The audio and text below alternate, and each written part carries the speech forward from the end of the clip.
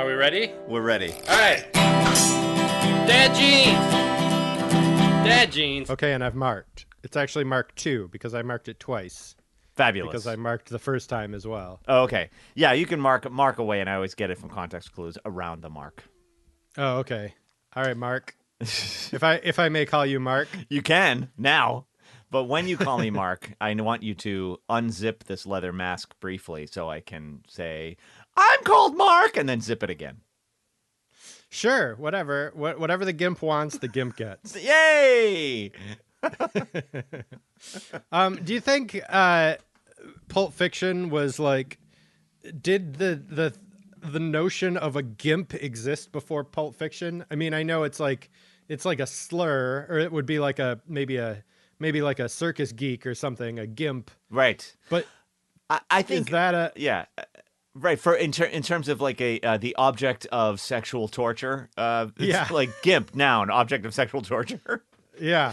I think he must have invented that because I always thought a GIMP was someone who had a limp before that, or like a gimpy leg. Yeah, gimpy leg, exactly. Yeah. Yeah, that's interesting. He just reframed, and we just all accepted it, and now that's what a GIMP is. Oh, that's someone you torture sexually.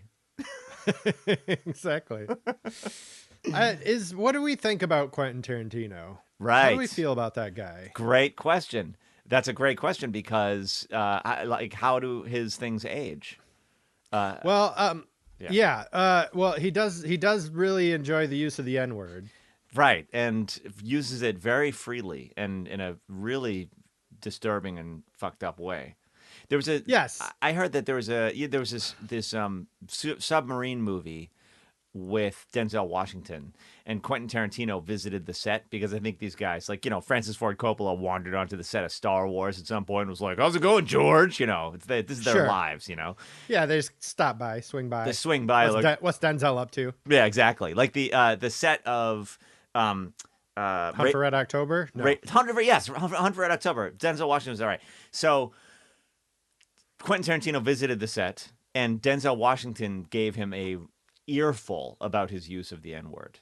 Nice. And was not a fan at all. And when I read that, I was like, oh yeah, he shouldn't. Of course. I don't know. It took me reading a fluffy article about Denzel Washington having that opinion to realize that, yeah, that's fucked up. He shouldn't do that because I was a sheltered dum-dum with ignorance in my blood. But yeah, right? Why do you think about it?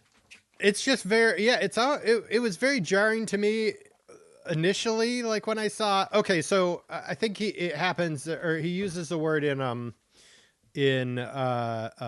Reservoir Dogs. Yes. I think he's telling a story.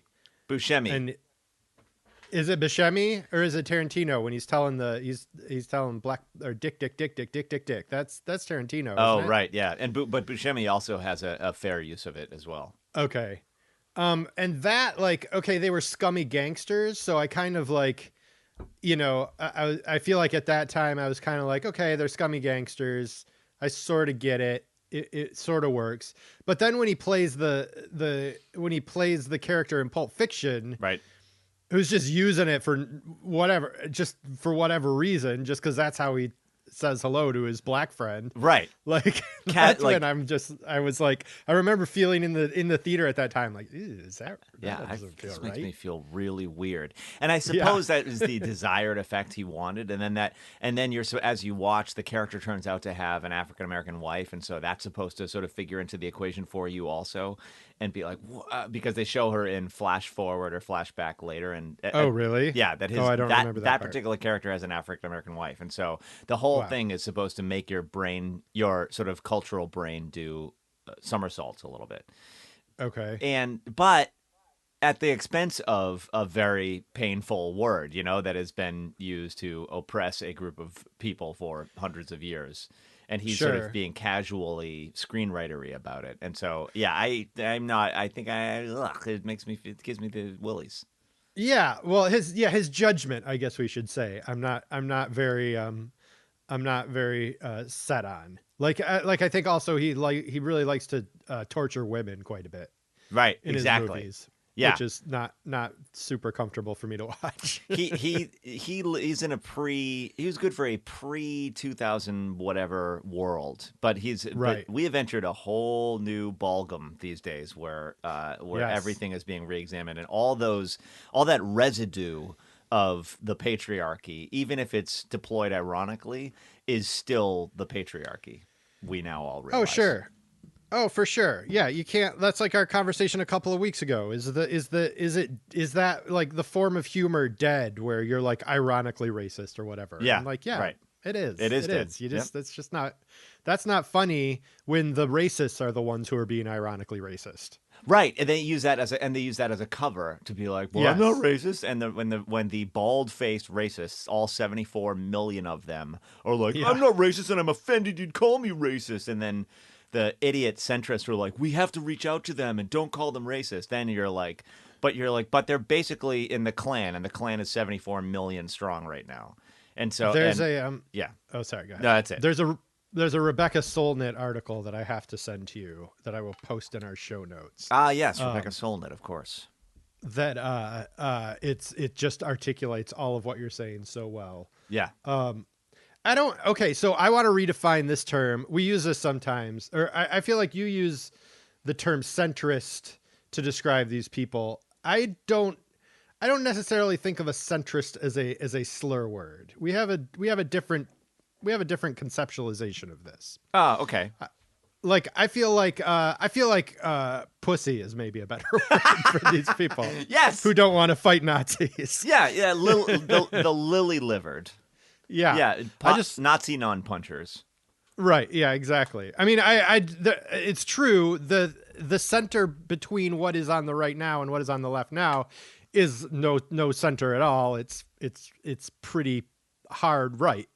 So, but I have this like classic concept of the term centrist in a world in which there were two sides, and there were people on the right who were centrist, and there were people on the left who were centrists. Mm-hmm. And I'm okay with that. I'm okay with that concept, but now there is no centrist. So I guess it just depends on what your historical concept of what a centrist is. Well, my problem is that if there are let's say there were four parties. There is the batshit fuckwad party on the right, all the way on the far right. Then there is the centrist right, which doesn't really exist anymore except for Mitt Romney. And then there is the centrist left, which is... Who's actually Mitt Romney is quite conservative.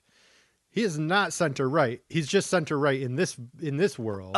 Oh, right. Yeah, exactly. This is all tilted way to the right. This is like when Big Papi David Ortiz was at the plate, and he always pulled the ball. So even the right fielder was way over in center field. You know what I mean? It's like that kind of thing. Our country is all the way to the right. Like it starts in the middle and goes right. There you go. And then you go to Canada, and it's like being in Christiania in Copenhagen, where people are just like everyone's in dreadlocks and smoking dope. So beautiful. Frickin'. So anyway, there's a center right. Then there's a center left, which is the entire establishment of the Democratic Party. Have you ever heard the joke? 87% of people want Medicare for all, and the other 13% run the party. Oh wait, no, 87% of Democrats want Medicare for all, and the other 13% run the party.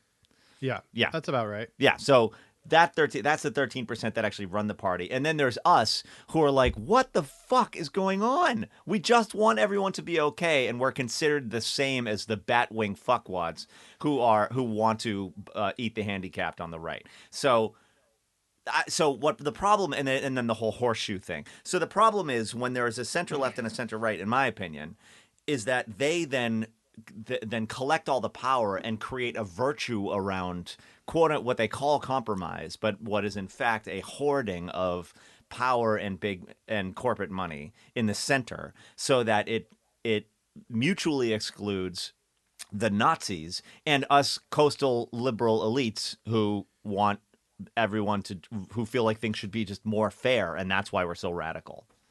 Mm-hmm. Sure, I'll buy it. That was a lot of word salad. It's good. We're coming in hot.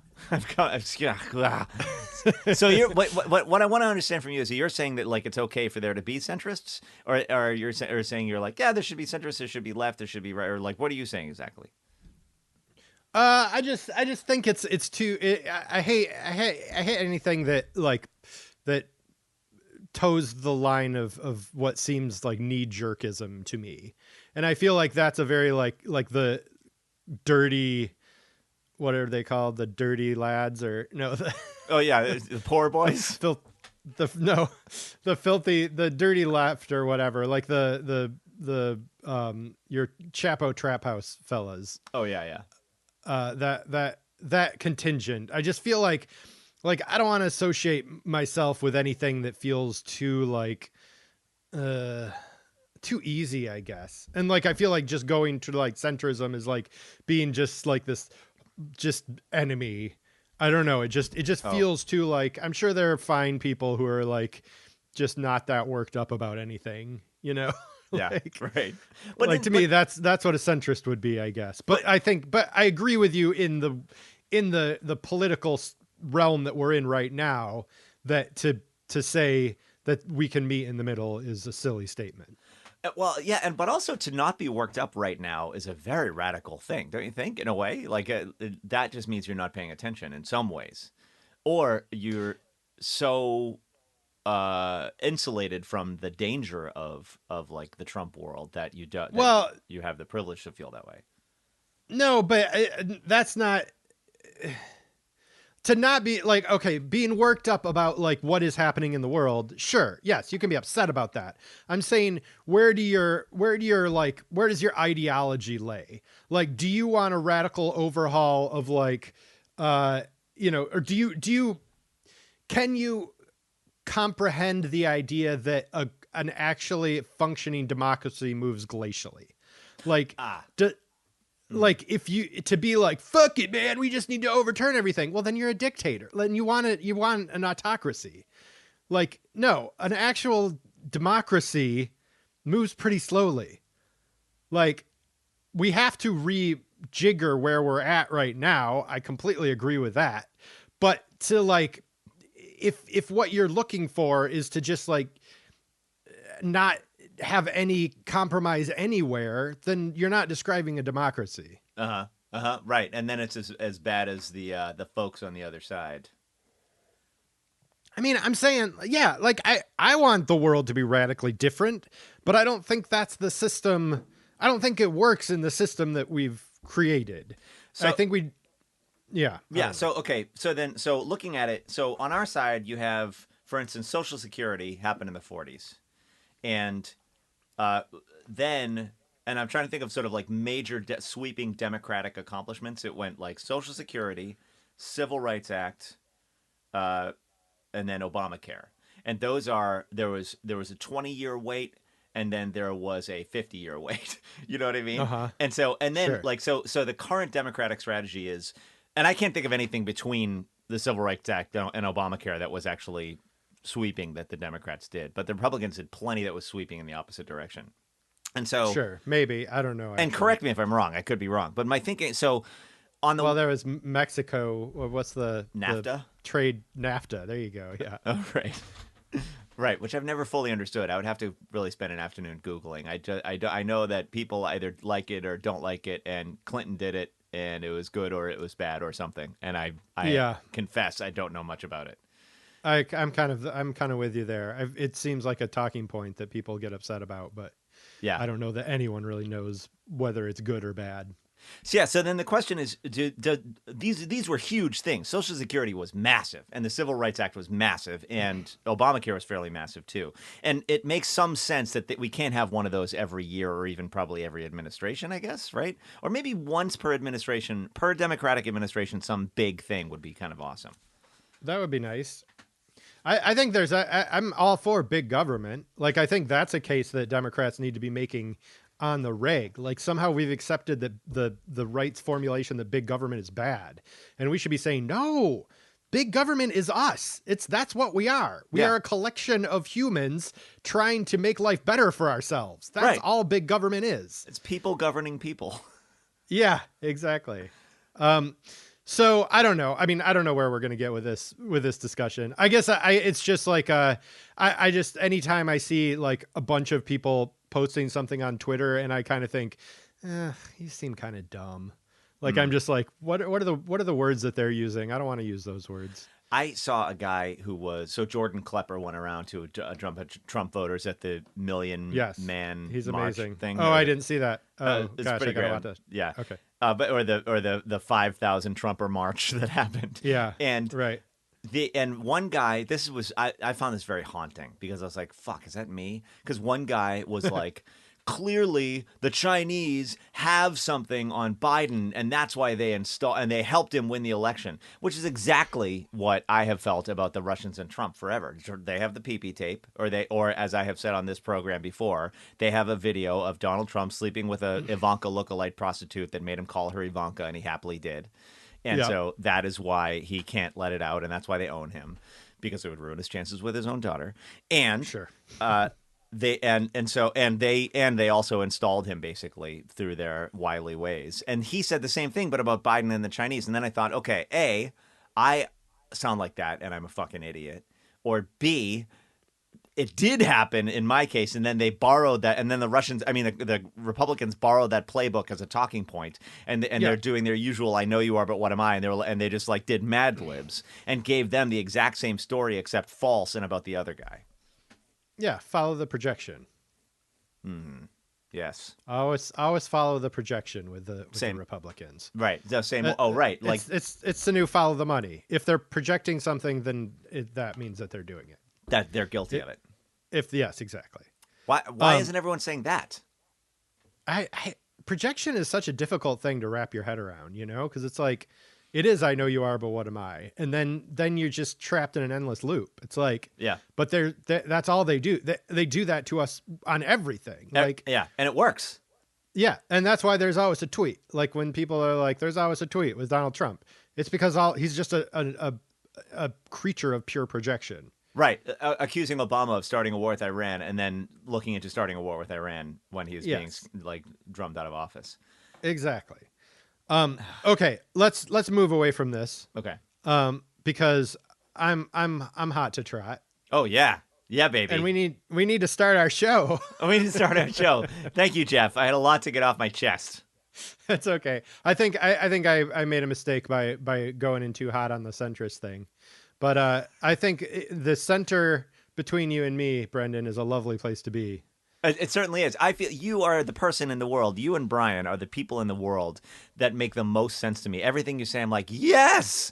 And then I talk to, and I worry that, on my family Zoom calls or something like that, everyone's like, Brendan's kind of gone off the deep end. Let's just not talk politics because he's the crazy, like, really communist bookstore uncle. I think in your leftist family, yes, your commune loving family. I will honestly worry that that I'm considered to have gone off the deep end compared to everybody else. And then I'm like, but if you could be on the thread with Brian and Jeff and I, you would understand that we understand the world better than anyone else. And then I assume everyone thinks like we do. And then I encounter people who don't think that way, and I'm like, what? Huh? How do we talk? Brendan, I have to ask you a serious question now. And I would appreciate full honesty from you. Boxers. Are you prepared to level with me right now? I'm prepared. No. I'm prepared. Are you Antifa? Yeah, I am. Okay. I mean, who isn't? Right. That's the craziest. This is the craziest thing of all. Who isn't anti-fascist? It's so insane. Who goes to the fascism Wikipedia page and is like, sign me? Where do I sign? Yeah, I'm not pro-fa. I'm just neutral on fa. Yeah, I think it's fine. Yeah, fascism is the herpes of democracy. Interesting. I'm sure I'll buy that. It's there. It's in you. It wants to bloom. Yeah. I mean, I don't even know what democracy is anymore. I have a compunction for us. Oh, let's go to Compunction Junction. Yes. Should we play that beautiful theme song? Oh, let's yes. I'm so sorry, I was wrong, and here we are, Compunction Junction.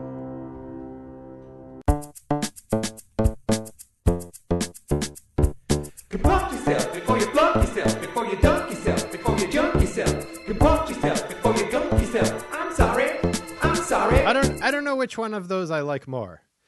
Or I don't know if we just played two of them, but let's say that we just played one of them. Okay. Brian L. Perkins created 2 theme songs for us. And at first I bristled when he sent them down our way because he writes a different kind of theme song than my theme song, but his theme songs get under your skin.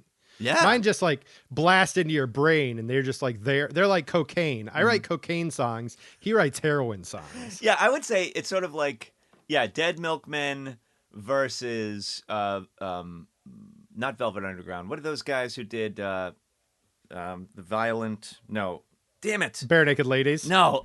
Damn it. Oh, I'll never do it. It's the guys who, they have Violent Femmes. Valentine. But no, Valentine. My Bloody Valentine. So okay. He does kind of My Bloody Valentine, and you do what would you say, like Dead Milkman, Violent Femmes kind of stuff? Sure, let's say all that.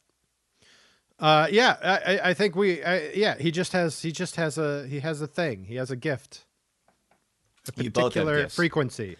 Jeffrey, yes. What I'm watching right now is game recognizing game. That is exactly what's happening. You BLP have game, and BLP has game, and the two of you are a collision of game planets. Yeah, but he's never going to recognize my game. That's why he has us pecking out of the palm of his hand. That's right. That's why we've created an entire podcast in his honor. I know. He started as just like, an enthusiastic listener, and now he's our overlord. How did he do that? I don't know. It's amazing. And that's the dream of all obsessive podcast listeners, because podcasts occupy the friend space, and so we're in your earballs. Right. And I've met a ton of people who listen, and they're like, "Oh my God, it's like we're friends. I know all about you," or whatever. You know what I mean? And so, did I say ton of people? 1 or 2. Yes. And anyway, and so you think like, me and Ezra Klein, we're kind of buddies, but no one would ever, befriend and then best Ezra Klein. You know what I mean? Right. But he did it. Brian Perkins did it to us. He did it. He pulled the quick one on us. Oh, wow. He pulled the shorty or whatever. Yeah, it's pull the shorty. They like to say. Hashtag pull the shorty. Okay, so my compunction junction is to Zorn Schomblad. A couple of weeks ago, we had a call from one of our favorite callers, Zorn Schomblad, and I kept referring to his son as Maddie, thinking it was Matty, Matty, and then I realized it is in fact Maddie, short for Madeline, and it is his daughter, and Marshall is his son. Oh, so yes, right, Madeline. And Marshall. I apologize, Zorn. Right, and Maddie, I think they do have a neighbor up the street named Maddie who is always coming, and he always wanted semolina flour. That was a call that we didn't air. Oh, I don't remember that one. I remember. Yeah, he kept taking more and more semolina flour, and they had a big ravioli night coming up where they were going to make the ravioli themselves. And but they were out of semolina flour, and Zorn wanted to know if we could just use regular wheat flour for ravioli, and if that would be okay. Oh, that's what a fantastic question. I want to start. Can we start answering just made up Zorn calls? Yes, I think that's a great idea. They're having a good old barn raising, and he wasn't sure if it was what was the proper etiquette on who steps forward to raise the barn first. Oh, right. Should the mayor have the honor, or the Undertaker for some reason? Yeah, of course. Well, the Undertaker, he gets a lot of he's good with the community. Families of Undertakers, that 6 feet under thing, that wasn't wrong, right? That's a whole thing. Let me ask you this, speaking of 6 feet under, when you were watching that show still on the East Coast, because you still lived on the East Coast when that was on, right? I believe so, yes. And I was too. And I remember watching it. I didn't have any experience of living in Southern California. And I remember, and they were all so stressed out and sad and upset all the time. And I remember being like, is it that bad? Look at the weather. Is your life that bad? I think everything's fine. And then I got here and I was stressed out, upset, and sad all the time. And I was like, oh, I get it. It's a counter. How does it work? Yeah, exactly. How does it work? You would think we'd be walking on sunshine every day like Katrina and the Waves. Right, smoking dope, going on runs through graveyards. Well, okay, I'm going to keep moving on. My mom sent you 2 toilet brushes that she thought might be to your liking. Are you serious? Yes, 2 soft toilet brushes. You're kidding me. I have to distribute them to you if we ever see each other again. I still have to get you back your mini disc recorder, so that's perfect. She heard our conversation and she said, she finds that the stiff brushes just don't work for what you want them to work for. So she bought some like really soft brushes. Oh my God, that's so lovely. We'll see. I mean, I still feel like you'd have to really scour to get that hole clean, but yeah, they sell those maybe I'm wrong. long Alice from the Brady Bunch gloves at the corner store bodega, and so I might have to go get one of those and go in. I think you may. I think you may. Yeah. And then finally, let's say our new phone number. Oh yes. 323-515-9290. Okay. 323-515-9290. 9 day to 9 day. Give us a call, anything that's on your mind, or join us. We don't have a segment for you to be in next week, but suggest the segment yourself. You know us. Or we could you love us. We could pick one on the fly. On the fly. Let's see. What about Get Off My Lawn? We haven't done one of those. Oh, that's great. Yes. Call us with your Get Off My Lawns at 323-515-9290. That's right. Exactly. And on that note, shall we move into our first segment? Oh, let's do. Okay. Sorry, I'm keeping it fresh and fast tonight. Do it. This is Daddy Likes to Watch. Daddy likes to watch. Daddy likes to watch. Brendan, you put up this suggestion. We've been going long for the last couple of weeks, so we have some things that are just hanging on like dingleberries after a nice poo. And one of these segments is Daddy Likes to Watch. And Brendan has mysteriously written down the word Cumbergrinch. Oh, yes, Cumbergrinch. Tell us about Cumbergrinch. All right. So this segment is about things that are intended for kids, yet we also find that we like them as well.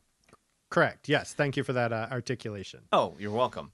The Grinch, starring Benedict Cumberbatch as the Grinch, is superb cinema. It came out 2 years ago. It's absolutely great. Have you seen it? The new Grinch that came out a couple years ago? I'm so scarred by these full-length adaptations of Dr. Seuss stories that I can't bring myself to watch it. I refuse to believe that this is good. It's great. Right. I totally You're going to have to understand. convince me. Right. You have your what's his name who made them? The guy Jim Carrey made them. And that all of it, and it made the one, and it was terrible. Did you see the Jim Carrey one? I've seen clips of it, and it's a horror show. It's like the worst thing I've ever seen, like the most garish, horrid-looking thing I've ever seen in my life. Yes, and he looks horribly scary. Like the hue of green they chose for that costume is awful. He looks like walking vomit. Awful. Yeah, no, the coloring of that movie is just like wrong. Who made that? Who picked that? Yes, and because the doctors, it's all very something, very saturated, and Dr. Seuss is not saturated. He's a very true. pastel-y world. Yes, good call. Gentle colors, etc. So this Grinch, this new one that came out, is great. I mean, Benedict Cumberbatch is fabulous. I try and abstain from being too excited about him because, he's a silver spoon actor and there are too many of those these days. But nonetheless... Oh, I didn't know. Oh, yeah. They're all silver. Yeah, the silver spoons, we can't let them just automatically succeed because they have too many advantages. So... and then you turn out like this guy Ricky Schroeder, who starred in Silver Spoon. Right, exactly. Paying off the prison debts of that murderer kid. What? You didn't hear this? Rick Schroeder gave $2 million to Kyle Rittenhouse to get him out of prison. Are you kidding me? No. The Ricker? Yeah, the Ricker.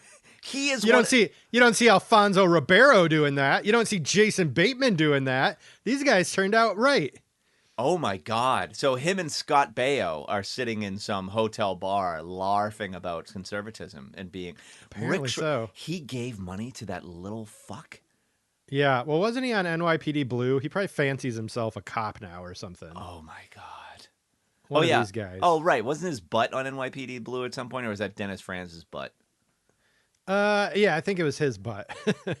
I like Dennis Franz's butt though. I never watched NYPD Blue, but I remember there always being a hullabaloo about which male butt you got to see this week or something like that. There were butts and side boobs, and there were side boobs in NYPD Blue?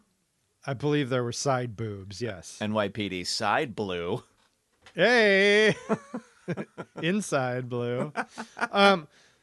So what is it? What is it that makes this one watchable? That it has eluded all other long form Dr. Seuss adaptations. Right, that's a great question because it does the thing that it does where it's funny for adults and for kids. It has that kind of the appropriate amount of snark. I think it came out on the correct side of the Lego Movie, and I think Lord and Miller changed the game in a way that it wasn't a bifurcated thing where there were jokes for grown-ups that the kids wouldn't get, and then there was dumb shit that grown-ups had to sit through. Somehow Lord and Miller managed to make it so that it is the same, and the Venn diagram That's interesting. overlaps. Yeah, you know, like it's that's yeah.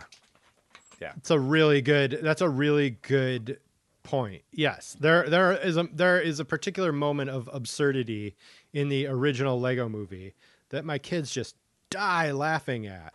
And it's like it's like joyous to see them like understand absurd humor, you know? Yes. Is it the part like where something the spaceship guy gets to build the spaceship and do all the spaceship stuff? No, it's the part where the pirate guy immediately starts like lip syncing to some weird like 1940s song. He's like, or the guy says, "You're never gonna believe my idea," and the pirate's like, "Is it this?" And then he just throws in some really weird like just does this weird song and dance for like 3 seconds of the film. And the kids just died. They like had me rewind it over and over again. But yeah, no, I think you're right. Like Shrek is the bad side of that, right? Where it's just like, it's a cartoon, but all the jokes are going to be about like, you know, Harvey Weinstein, you know, like kids are just going to be laughing for days about Harvey Weinstein jokes. Yeah, exactly. And now with the Grinch and with these Lord Miller things and stuff like that, you're laughing at the kid jokes and the kids are laughing at the kid jokes. Right. And so it's great. And so there are just really, really funny bits where the Grinch is a really interesting character and he is very mean to the Who's in Whoville, and you love it. It's great, and you love how he's mean, but then you love how it comes around to the other side, and the Who's are just irrepressible, and it's awesome. I strongly recommend this holiday season, since we're all stuck in our house, watch Cumbergrinch. Oh, okay. All right. Maybe I'll give it a shot. I never wanted to, but that's a glowing recommendation. My daddy likes to watch is a book series. It does not have to be, Daddy Likes to Watch does not have to be about movies or TV shows. This is a book series called the Great Brain series, which my sister and I read like every one of these books. There's like 7 of them when we were kids, and no one ever references them. And I feel like it's like a male Little House on the Prairie, but like it's about this family. They're a family of Catholics in a Mormon town in like not Salt Lake City, but near Salt Lake City. Provo. And somewhere like that. Yeah. And the son, the middle son, TD, their middle names are all Dennis. So there's SD, Swen Dennis, TD, Tom Dennis, and JD, John Dennis. And JD is the narrator, and it's a true story. It's written by this guy, John Dennis, whatever. And his brother is like crazy smart, but he's a total con man at age 12, and so he's just always conning everyone in the town. And it's like it's just so much fun and like really innocent, and like there's one book where the someone in the town is getting a new sewer line put in, and like the Great Brain charges people to come watch the sewer line go in because it's like the most exciting thing happening in the town. It just makes me so nostalgic. And so I started I found these books for Eli and I started reading them to him. He's super into them. And there's like 7 books, I think. And like the middle 3 are out of print for some reason. Oh, weird. And they're like $150 on eBay or whatever, if you want to get a copy of them. But they are available on the Kindle. So I've been reading them electronically, but The Great Brain, you can buy the first 3 on Amazon. If you're so interested, highly recommended for boys and girls of all ages. Fantastic. Does The Great Brain refer to the kid who is the con man? That's correct. Yes. And he calls himself the Great Brain. Does it teach children how to con, like long cons? Yeah, it does actually. It's really good about that. But it's also very like super ahead of its time in terms of like diversity. And I mean, these books are so as a kid, I think it takes place in like the early 1900s, late 1800s. And they were written in the 1950s, but like, there's all these like amazing like lessons about like, there's one guy in town who's like Jewish, and they like he ends up dying, and they like go through the whole like Jewish like funeral ceremony with him. And like, it's just like it's like really a beautiful book. Like it's not dated in the way that many things are. My God, that sounds fantastic. Yeah. It's great. I highly recommend it. I think Oscar would be super into it. I bet he would. Recommend the Great Brain books. He loves diabolicalness.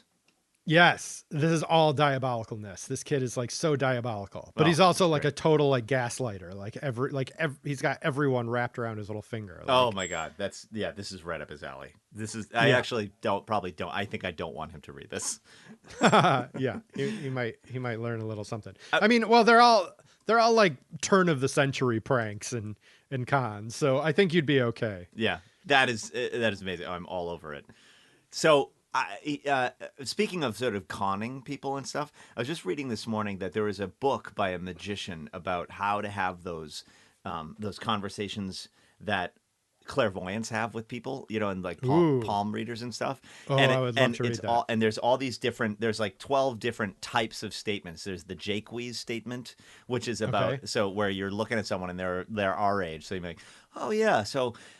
I feel like you're probably thinking about whatever happened to all those dreams you had when you were younger, and you're like, yeah, I am. And then you say, you seem like when you're by yourself, you enjoy the solitude, but you're sometimes capable of being the life of the party.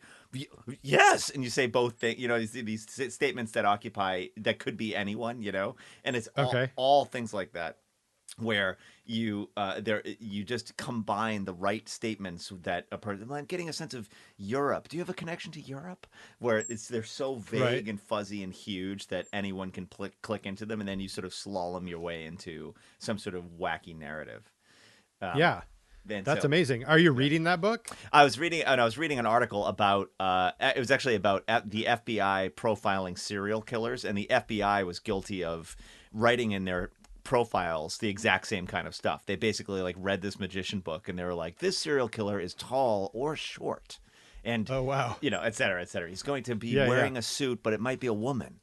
And interesting. And they've received all these glowing reviews of like, wow, the way they're able to profile serial killers is amazing, but it's because they follow the same protocols that clairvoyants do. Wow. That's amazing. I would love to read about that. I've always been curious. Yeah. I'll send you the article. Quite good. Oh, please do. Let's move on to Grave New World. Oh, Grave New World. We're all gonna die, 'cause it's a grave new world. It's a never-ending shit show, and we're all gonna die. It's a grave new world. It's funky times, Brendan. We are living in a grave new world. We are living in a grave new world. So my Grave New World thing, is I just had this realization about dad jeans actually, this morning that I was trying to think about like what to talk about this week. And I just realized that we don't do anything anymore.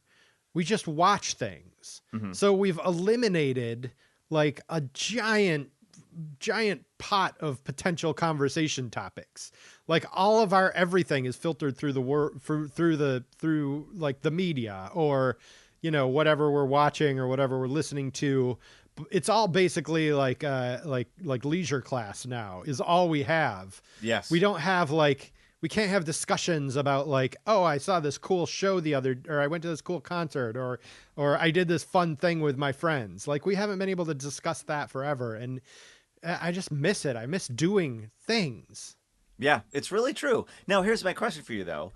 So all of that stuff was eroding, and more we were sort of staying more and more inside. Flat screens were getting bigger and bigger, so we were going to movie theaters less and less. And so there once was a time when if it was a day off, it's not like a family could sit in the house. You would have to sort of go out in the world. There's no air conditioning. You'd have to be like, we went to the aquarium, and they have large goldfish and guppies, and that's all they had because it was a 1940s aquarium or whatever. So... so the trend has been towards this the whole time, but there is maybe a silver lining here. But because the quarantine hastened it to the point where now we're just all the end of the movie Wall-E, and we're blobs on the couch watching stuff, trapped in our houses, that it will hotwire us into actually wanting those things again and reverse the trend back so that we want adventures when this is all over. God, I hope so. I hope so also. I just want, oh God, I'm desperate. I'm desperate for it. Even just like, like going to the mall. Yeah. Like something like that is an adventure at this point. Like, would you go to a mall now? Hell no. I think they're open. Would you go to IKEA? I've been trying to decide. I need some furniture. Should I go to IKEA? I don't think so. I'd maybe go to the IKEA parking lot. Right? Yeah, it's a little bit sketchy. Yeah. Yeah, that's the tricky part. Right. But that used to be a fun thing. We'd go to IKEA, go early and get breakfast. Mm-hmm. That's like a nice, cheap Saturday. Until you end up inevitably spending $200 because you can't leave IKEA without spending $200. That's certainly on true. Shit you don't need that falls apart the minute you get it set up. Exactly. So that's I miss things. I miss doing things. I'm tired of. I was just there's nothing. Nothing's different. There's no difference in our lives. Yeah, it's all the same, day after day after day, endless.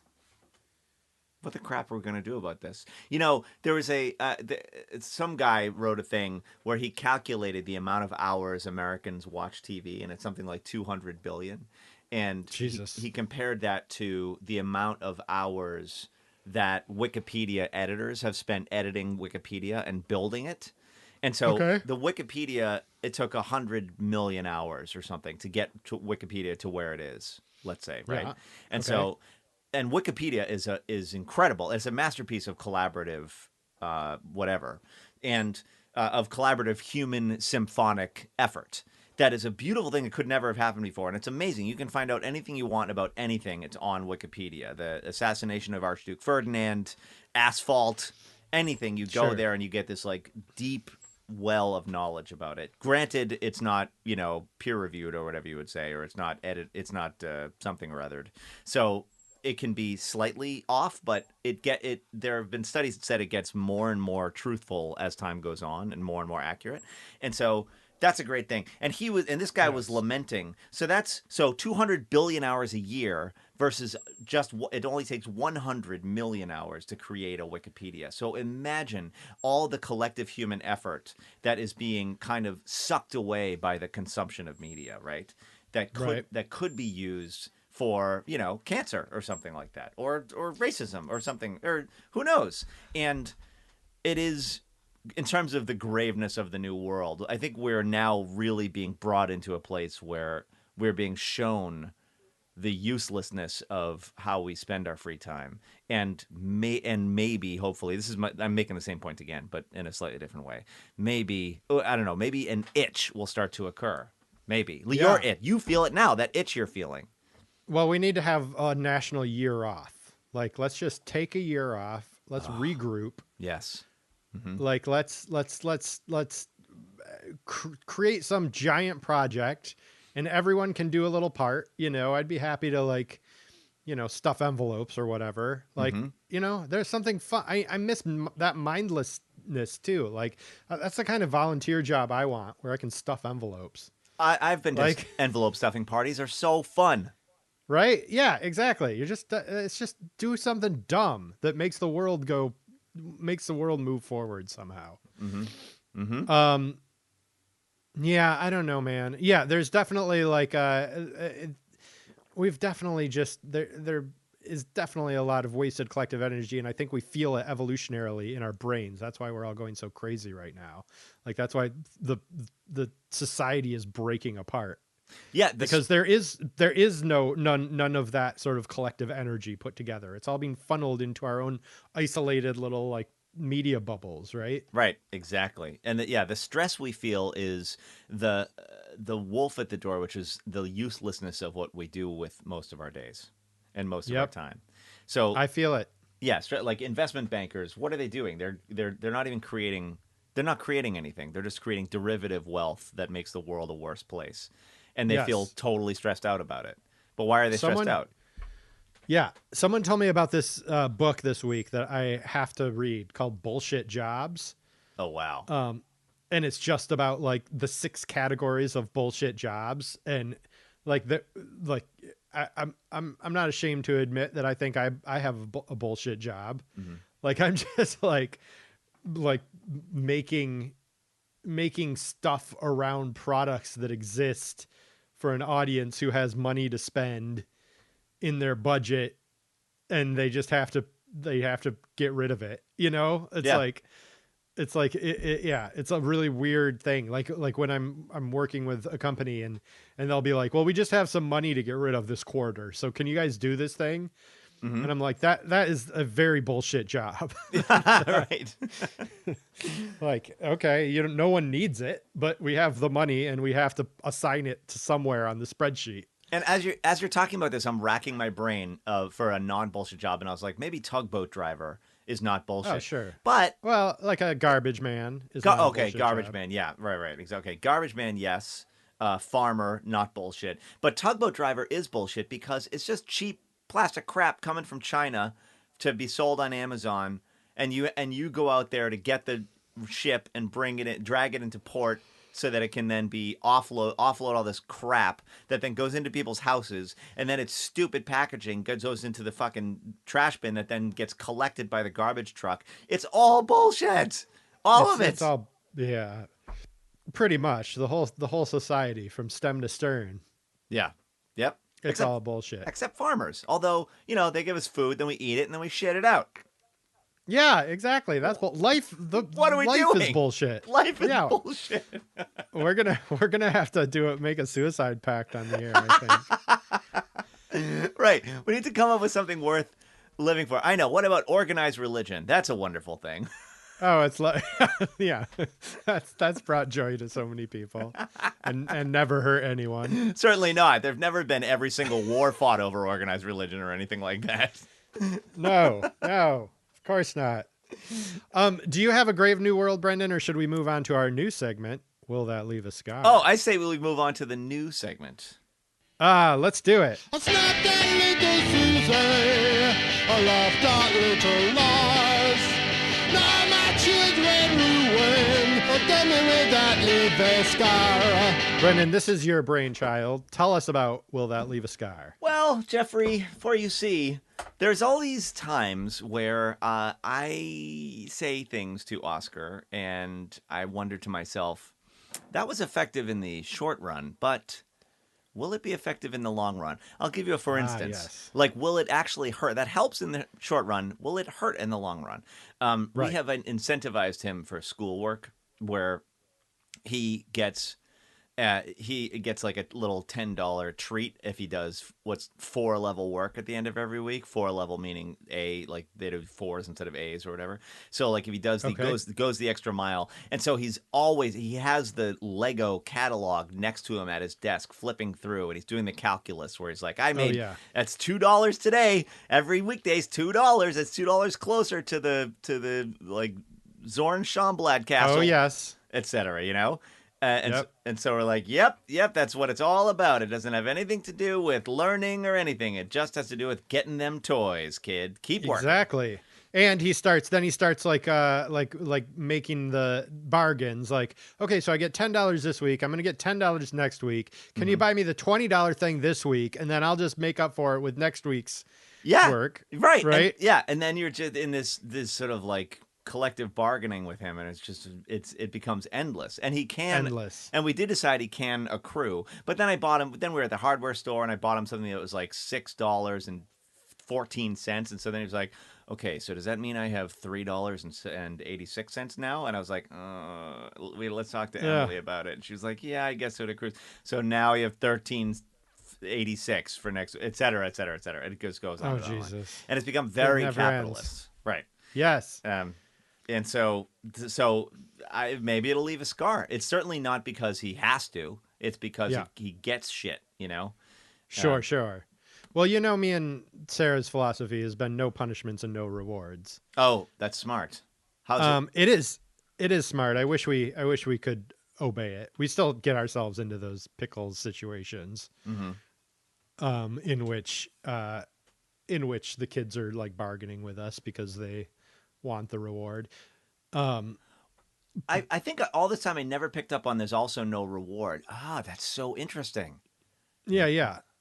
Wow. It's not just if it's just no punishments and they can do anything they want to do. But the main belief, which I completely believe about our entire society, is that neither punishments nor rewards motivate anyone for anything. Mm-hmm. Right. Yes. Like you just don't like prison is a fucking farce. It's like it's just societal revenge. Yeah. Yeah. Like, do you know about oh God, what's the word? What's the phrase I'm looking for? It's a alternative to punishment that they do in schools a lot now, where you will get like a jury of your peers basically. And then there were like whoever you have the conflict with, it's like, say two kids get in a fight, then you will go into this, God, I'm blanking on Star Chamber. Is it restorative justice? There you go. Exactly. Restorative justice. Yes. And then you go into the Star Chamber, and you have to say for how's your father's, and walk around with a goat on your head, and pray to the gods. Mm-hmm. And then you're rewarded with a cow. That sounds lovely. What school is that? That sounds great. No, it's like where you don't go to fucking detention. Like you have to confront the person that you had the problem with, and you have to come to some kind of a resolution together. That is how it should be. That is how it should be. Yes, that's what the tribe elders would used to do, right? Yeah. Like what is fair to both of you? That's brilliant. I heard another version of that where a teacher, this brilliant teacher, if she had some cut up in their class, she would, whenever the cut up started to cut up, she would glance at his friends, and his friends would be the ones who would face consequences, not him, you know? And so his friends would then be like, dude, calm down. And she got them to kind of like help each other stay calm. Although I guess that isn't what you're talking about. It's sort of a different crazy version. But yeah, I don't know if punishing the friends is the ideal way out of this loop either. But I guess peer pressure is a lesson we all have to learn as well. Mm-hmm. Or figure out who their crush is and punish the crush. Yeah, exactly. No, I don't know. I mean, it's kind of bullshit. But it's just like I've never a chart, you know, like every teacher on the planet is using these fucking behavior charts, and they don't work for shit, man. It's just a way of shaming kids.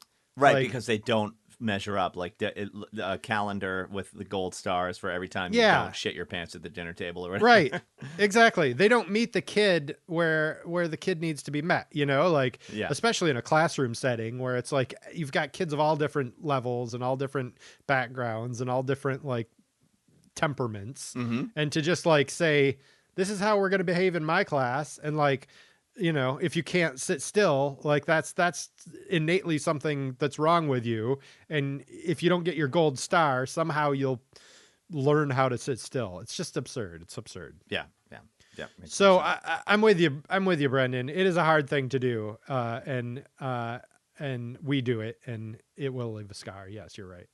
And everything does. Like, I'm thinking about the fact that we are very ironic in my family, and we use sarcasm and irony and sort of facetiousness all the time. As you know, just it's how we do things. We say the opposite of what we mean as a joke, and so Oscar has become very fluent in saying the opposite of what you mean. But there are other kids who. That I know this. I have this on good authority from my friend who's a middle school principal. He's like he told this to me one day. He was like, some kids don't understand sarcasm at all. They've never seen it, and they don't. And when you use sarcasm, they take you at face value, and they get really confused. And so, which kid is going to? So then, Oscar may grow up to be someone who doesn't believe a word anyone says. Or thinks they're all, you know what I mean, and is like and becomes more confused in the long run. Whereas these kids who've never been exposed to sarcasm and irony have a firmer command of the truth. Or it could be the other way around. I don't know. You got to choose what scar you're going to leave, basically. Yeah, I think that's accurate. I think in that case, sarcasm can be like a defense mechanism in many ways. It's like a way of avoiding earnesty. Sometimes, right? Right. So that's the potential scar. That's another potential scar there too. Yeah. Which is this will get into our famous lost segment that we may. I don't know if we'll ever discuss this. Mano y mano. I'm hoping we don't have to. But Brendan has proposed a segment a few weeks ago that I'm not even going to say what it is because it's so difficult for me to talk about. It's the kryptonite of our whole thing. It might tear the whole podcast apart. It might just send us spiraling into the flat galaxy. Yeah, it's a basilisk, basically. Yeah. So we're trying to avoid it, but it's about laughter and humor. And I grew up in like what I think of as a funny household, and we were always encouraged to use humor. And obviously, Brendan, you and I both use humor. Are humorous. We skew humorous. We do. I would say we're skewmorous, if you will. If you will. But there are times when I think, like, what the fuck is all this? Why am I always making everything into a joke? Like, what the fuck is wrong with me? Why can't I just be sincere for once? You know? Yes, right. Exactly. I know what you mean. And when I try to be sincere, I feel not only that I am naked, but that I am on full genital display. And I'm like, this is none of anyone's business. Like, I'm giving someone a red eye. You know what I mean? Yeah, giving them the old red eye. Pulling a shorty on them like BLP over there. So see, I'm doing it right now. I can't. I used to. So I have these things. I used to drive to Fox, and I was like, before the Dad Jeans world, I had the instinct to start a podcast, and so I would be driving to work, and I would put my phone up in the sun visor and hit record and just talk and see if I could sort of. I'm gonna be. This is gonna be my driving to work podcast, and. I did it like 6 times, and on one of them, I remember I challenged myself. I'm going to just speak honestly right now instead of rant or do the thing where I try to be funny. Yeah, I'm going to just say truthfully how I feel, and I was so stumped. Oh God, yes, can't do it. You can't do it. Yeah, I was like, I can't. Yes, I've never been able to write anything sincere. I just can't. I'm terrible at it. Sincerity is like being, to me, in a way, is a form of weakness. I mean, I don't believe that, but and when I meet sincere people, I'm like, wow, I really salute that. That is some brave shit. And all they're doing is saying how their day actually was when someone asks how their day was. Yeah. Oh, I totally vibe off of people who are like calm, like, you know, those people who are just calm, who just project an innate sort of calmness, like, and they're just like, hey, Brendan, how are you? Oh, it's so great to be with you, man. I really just enjoy being around you. My skin's crawling. I know. It's skin crawling to think of you being that way, but I quite enjoy some of those people. Like I can let my guard down around people like that. You know? But that's like wet wipes for toilet paper. It's a lifelong commitment. Like, do it once, you have to do it from then on. Right. Yeah, that's true. But then there's also like the waspy people. Like, remember that dude who used to share the office with us, who just like Josiah, who was just like stiff as a board. Like he just had nothing. He had no edge. Like that's another form of not funny. You know? Right. It was sort of a Greenwich, Connecticut pearls at dinner kind of vibe. In a way. So, yes. Yeah. There was something where it was like, honey, how did the kid's dentist appointment go? Great, dear. No cavities. Yeah. And then chew, clear throat, chew. Yeah. And there are a lot of boring ass motherfuckers our age, man, who are like just boring their way through life. That is such a cardinal sin in my book. It really is. Okay, so we have to get into our call. We have a single call this week. Oh yes, and a text. Yes, and a text. But let me do mine first, if you don't mind. Absolutely. Will that leave a scar? So I have a really hard time letting things go.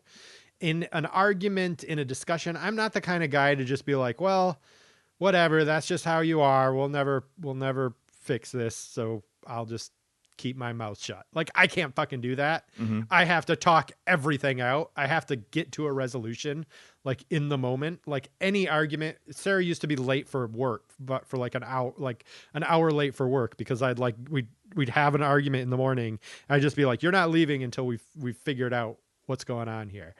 And it would drive her up a fucking wall, because she's very much the kind of person who can be like, bye, just slam the door and then come back to dinner and everything's fine, you know? Oh yeah. But I can't fucking do that. But so I do that with my kids.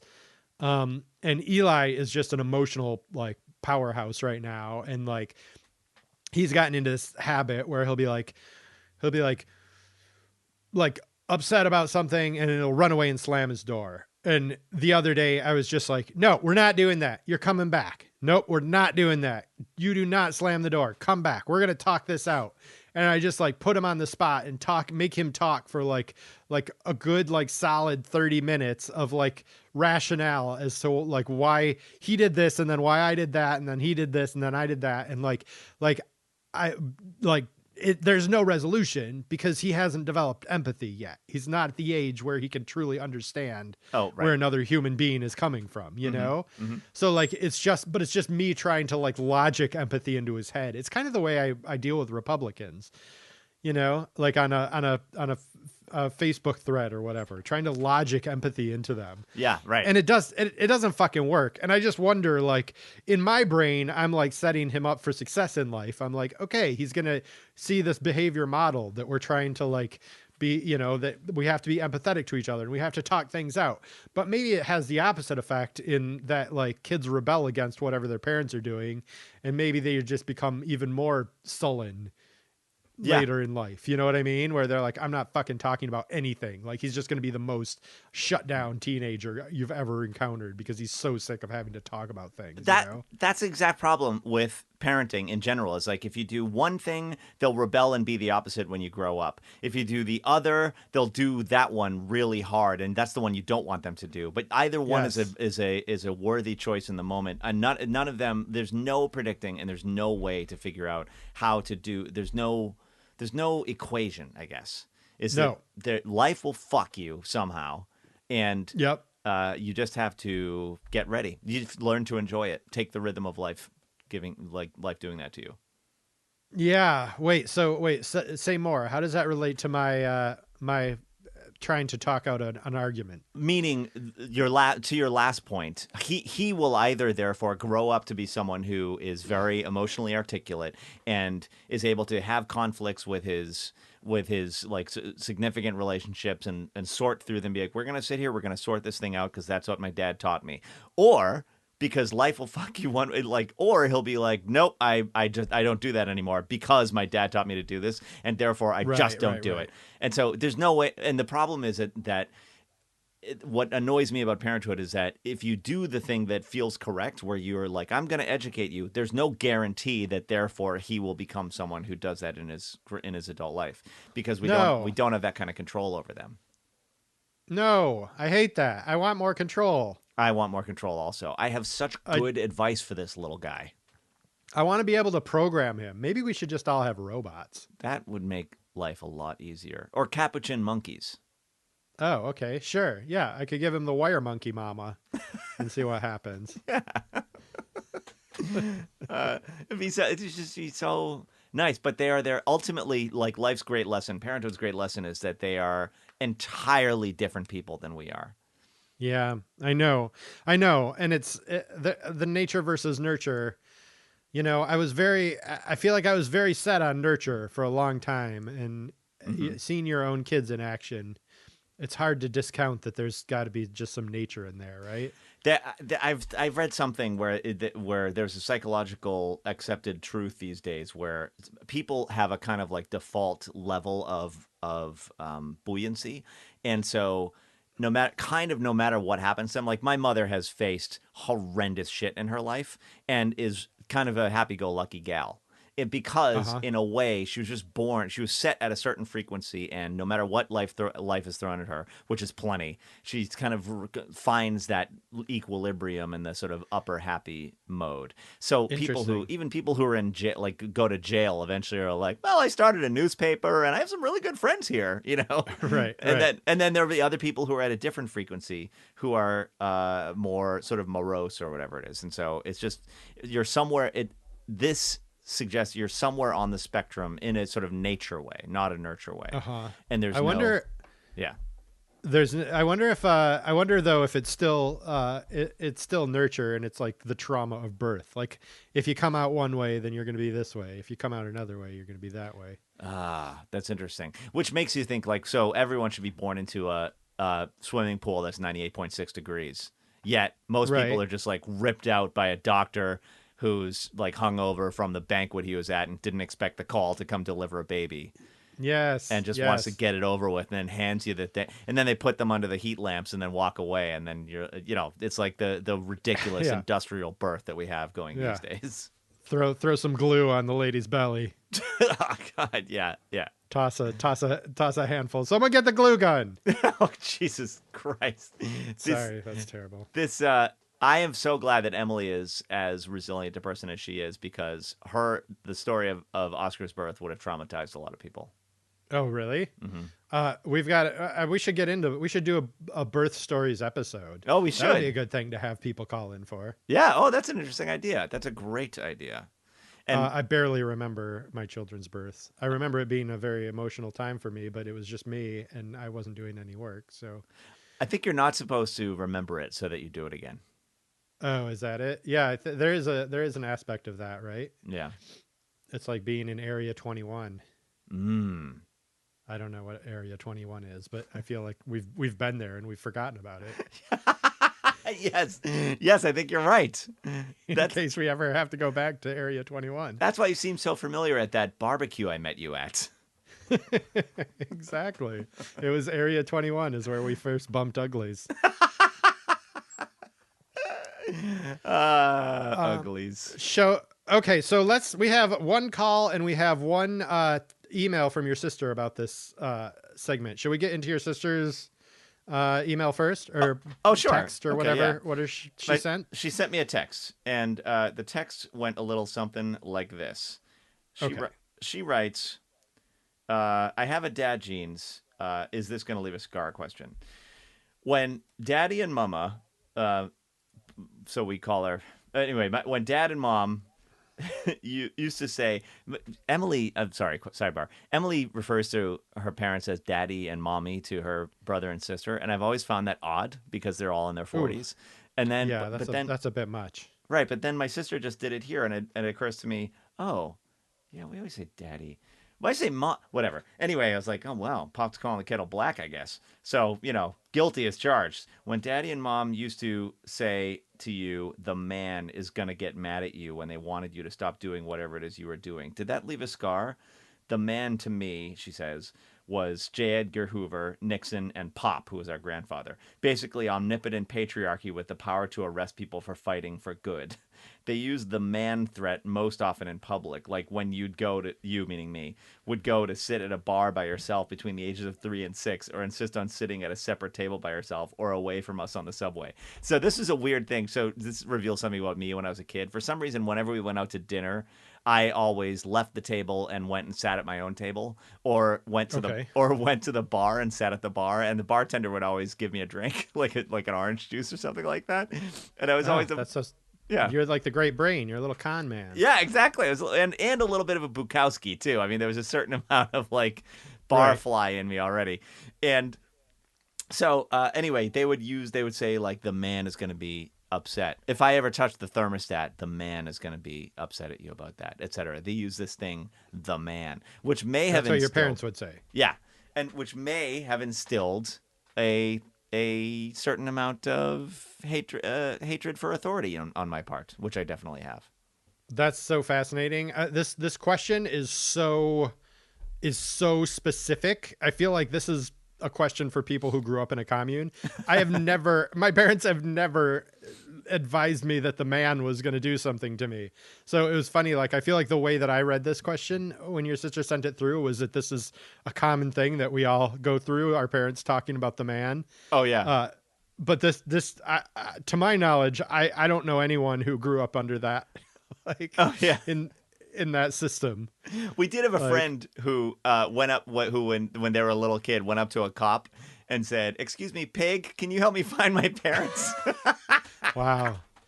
God, I swear you didn't grow up in the 70s. You grew up, well, I guess you did. Yeah, I guess it's like 19.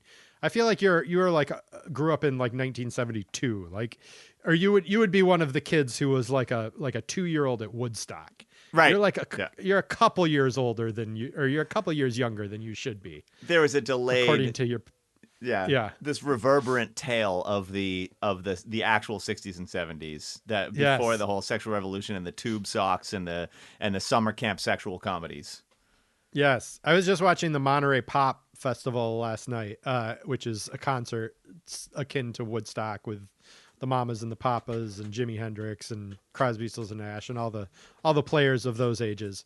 But they were just like captured like the crowd, and I was just like, God, they were so like growing up, it looked so silly, but now I'm just like, wow, everyone just looks so cool, and they look so happy and young, and would have been nice. Would have been nice to be right and be young around that era. Now, it wouldn't be nice to go to Vietnam, but no, that's true. And I suppose that is part of what hastened this thing, is that they were being sucked into the military, plucked up. Like suddenly one guy would stop showing up at parties because he's now dead in a rice paddy. Yeah. Well, that's why there could be a sustained movement. You know, it's like we don't have that fear now as much. I mean, we don't. White guys in our 40s, I guess. Who knows what kids are afraid of? They probably have legitimate things to be terrified about right now. Super hurricanes. Yeah, super hurricanes, sure. Like this little who's this little, never mind. I won't get into that. But so the question is, should you tell your children that the man is going to get them if they do something wrong? Right, I guess so. Or did it actually? What she's asking me is, did that leave a scar for me? And the answer is absolutely yes. Oh, I see. I see. Okay. Yeah, I can't hold. This is a personal question. I suppose so. Right, and in my case, I can't hold a job. I can't have a boss. I have to be a freelancer and go from I have to be a drifter basically, and so and sort of float from town to town. I'm like Bill Bixby in The Incredible Hulk, except I'm not a Hulk. I'm just you wouldn't like me if I'm angry. That's the only thing I have in common with a guy. And so I can't. I have to just do little odd jobs and drift around, but I absolutely can't have anyone tell me what to do. Interesting. I mean, I kind of am similar. I think I accept authority, but I don't like it. And I don't if I'm being given bullshit orders, then I get angry and like. I am vocally not okay with being given bullshit orders. Oh yeah, yep, that's good. But then, but you can deliver. You are a functioning person. Like you can do something you don't want to do because it is your duty to do it. You are diligent. I'm sure you can too. You must have had to do all sorts of things at Fox that you didn't give a shit about. Oh, yeah. I mean, sure, at Fox. But at that point, that was a brief period in my life where the provider enzyme fired. And then it stopped firing, and then I left Fox. I did. I was like, I don't have to provide anymore. But I'm saying that it's there. You have it in you. I have it in me. If we ever had another kid, it would probably fire again, and I'd have to go get a full-time job again. Yeah. Are you going to do that? No, neither of those things are going to happen. Okay, well then you never have to worry about it. Yeah. But are you? Do you enjoy not being trapped into this system? Yeah, there's a big trade-off. I mean, we are not. I would not call us upper middle class. That's for sure. I would call us solidly like dead center or lower middle class. You know what I mean? Like there are financial trade-offs and where the stability's not there, the money doesn't automatically show up, and I have to hustle all the time. There's that can be exhausting. So I'm sure there's a lot more toil involved. Like life never clicks into the thing where there's a routine that now we just click along. The years click by, the money shows up, we build more and more wealth, we buy a second home. Like none of that is happening. It's all hand to mouth, climbing with every muscle in our body up a sheer cliff with a terrifying drop below.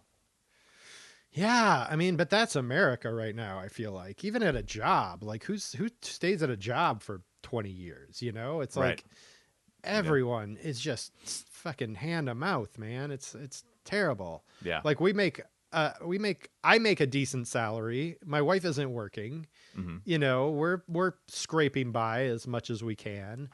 And I don't feel like my job is not definitely going to be like a 30-year job. You know, it's like there will be something new coming along, I'm sure, in another couple of years, because it's just not sustainable. You can't stay in one thing. No, who do you trust?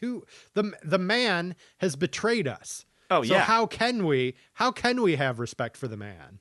Right, exactly. I mean, no more are there going to be the gold watches. I remember going to my Aunt Betty's retirement party, and she had worked for Bell Telephone for 40 years, and they had a function in a function hall, and it was a big thing, and they said goodbye, and they made speeches, and everyone got drunk in Scranton, Pennsylvania. But and I thought, oh, this is adulthood. Oh, I see how this works. So you get a job at Bell Telephone, you work there 40 years, you watch Trapper John M.D. at night with your highball, and that's that. And you live in a house with 2 floors. And so, but little did I realize at that age, oh no, this is the end of this.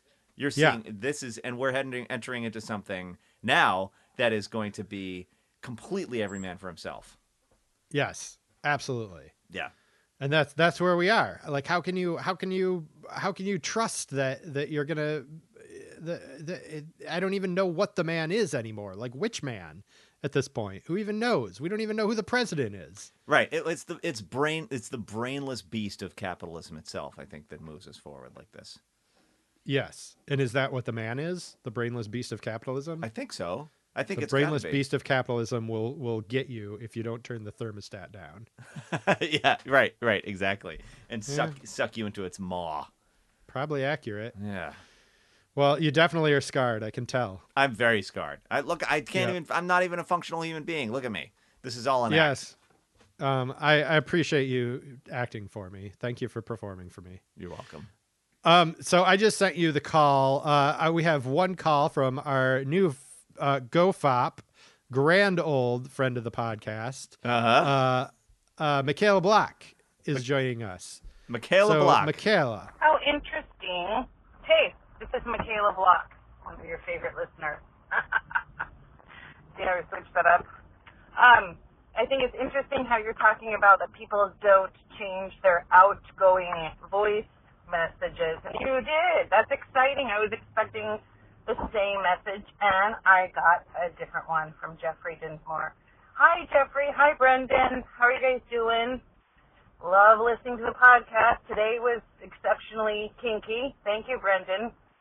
So I am concerned. It's a very basic scarring. I'm sure I've scarred them so many other ways. I'm hoping the 529 plan can be for college or for therapy. I've been saving up for a long time. If they choose not to go to college, they can just use it on therapy. But my question is, like, I have a girlfriend who never drinks in front of her kids, ever. She doesn't want them to see that. And, like, I'm pretty sure I'm an alcoholic. And with the COVID, oh, yeah, it's gone all the way to 11. So is it okay if my kids see me imbibe in front of them and, will grab me a refill of wine or something? Like, does that allow them to see, like, you know how the kids that never have the candy in front of them, and then when you put a bowl in front of them, they just go gangbusters nuts and just eat all the candy, versus those kids. Like, I also let my kids have a lot of candy.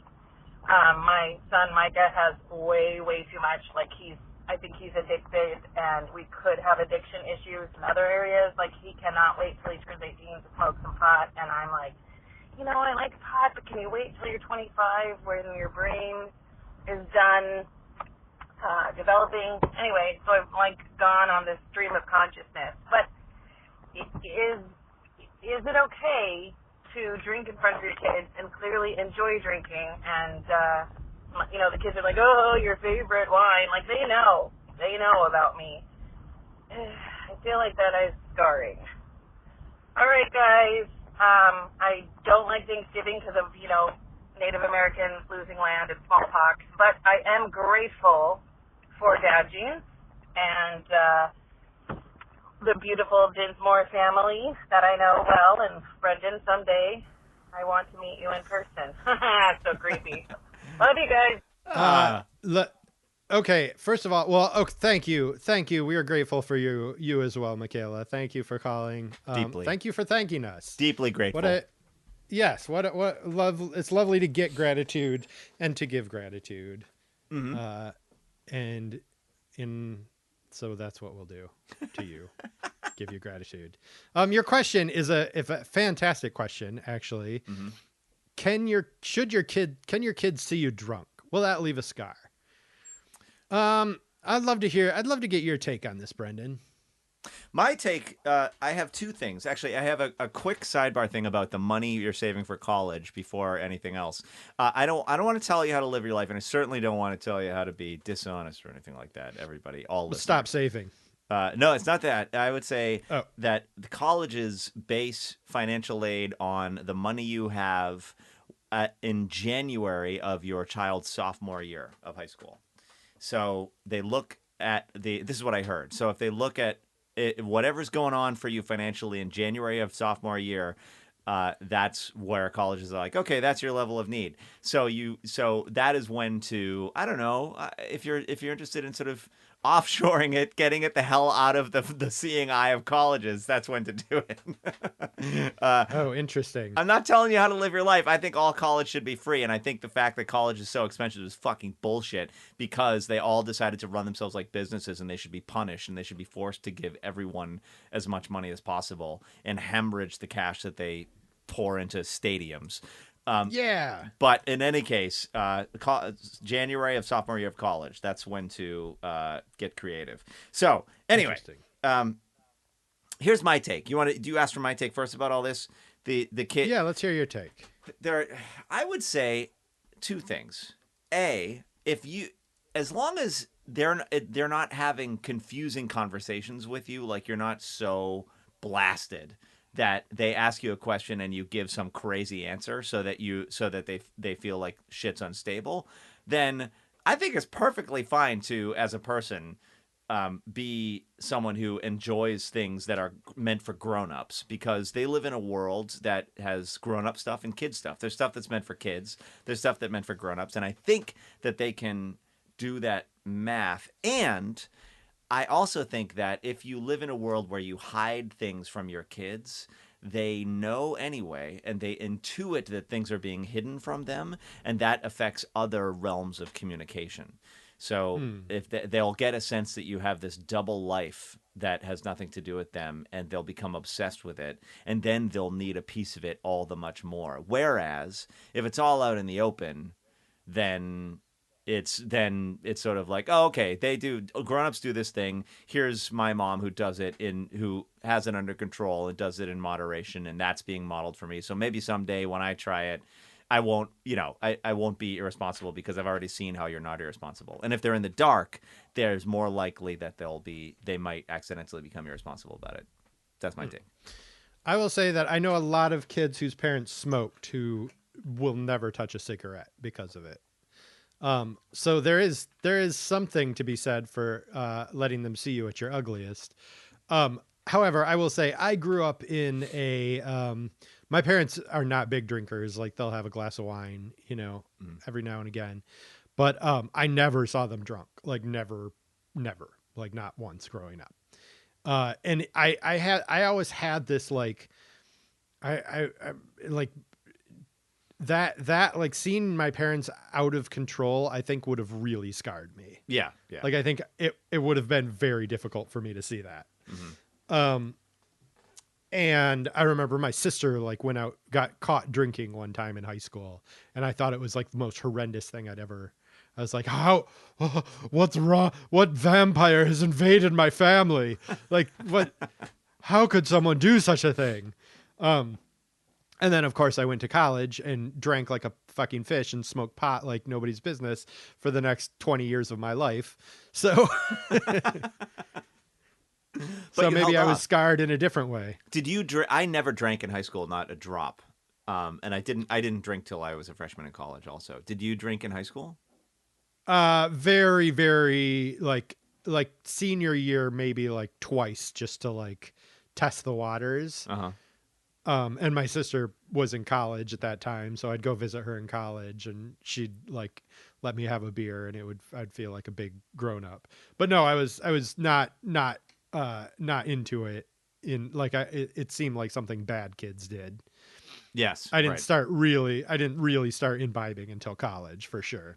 I think that's it. Yeah. So my stepfather was a heavy drinker, and my mom quit drinking when I want to say in like 8th grade or something like that, 7th or 8th grade. So, but prior to that, they both loved to party. And there were, I guess there was once or twice that I might have had one of those confusing conversations to which I just alluded. And it's that, it's when you see your parents out of control, that's where it's like, oh, what the fuck is happening? Like what if the house catches on fire while you're like this, Yes. And there's a big difference between being absolutely shit-faced and being just having a good time, I think. Yeah, agreed. If you can keep it in the good time realm, right, then I think you should be okay. I think so. Yeah, because right, yeah, and it's okay. They know things like Oscar knows scary movies exist, and he has no interest because it's too grown up. But and spicy food, but he knows that grown-ups like these things. And I tell him, like, you'll grow up and you'll like spicy food. And he's like, fuck that. You know what I mean? Yeah. But right. He'll turn around. Things will turn around on him, maybe. Yeah. My kids are my kids have never seen me drunk. I'm very good about, like, not... I think I'm a fairly stable drunk anyway. I can pretend to not be drunk when I'm pretty drunk. Mm-hmm. But also, like, when am I going to fucking drink? At this age. Right. But they're very much like they're always like semi teasing us, like they're always telling us we shouldn't drink, even though we barely drink as is. Right. If they only knew. Yeah, exactly. But which is interesting to me that they have somehow the messaging that it's bad. Which I don't think we've ever talked to them about that. We've always been like, yeah, we have a beer, we have a glass of wine every now and again, Yeah. So I don't know how they've gotten that messaging. I guess, I don't know. That's all I got to say about it, I guess. Mm-hmm. How about you? Yeah. Carry on. Keep calm and carry on. Shall we? I feel like we're approaching time. Yeah, well, this is about 1:30. Oh, yes. This is about our average duration. It is indeed. Shall we shut this shit down for another week? Perhaps we should shut this shit down. And I'm excited to read Rebecca Solnit's article on not meeting Nazis halfway. Because fuck Nazis. Anyone who's like, you shouldn't punch Nazis, I'm sorry, you're wrong. If you see a Nazi, punch the Nazi. Always. Punch the shit out of a Nazi. Nazis. I'll tell you why. Because we live in this world where we think that fear is a bad motivator.